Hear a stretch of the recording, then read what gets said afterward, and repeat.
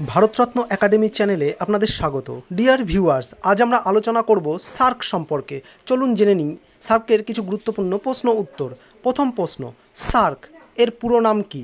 উত্তর, south Asian association for regional cooperation. দ্বিতীয় প্রশ্ন, সার্ক কবে প্রতিষ্ঠা হয়?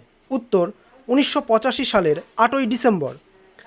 তৃতীয় প্রশ্ন, সার্কের প্রথম সম্মেলন কোথায় হয়েছিল? উত্তর, বাংলাদেশের রাজধানী ঢাকায়।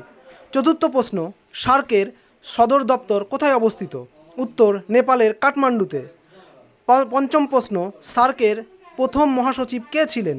উত্তর, আব্দুল আহসান, বাংলাদেশ থেকে। 6 নম্বর, সার্ক গঠনের জন্য কে প্রথম প্রাথমিকভাবে উদ্যোগ নিয়েছিলেন? উত্তর, বাংলাদেশের প্রাক্তন রাষ্ট্রপতি জিয়াউর রহমান।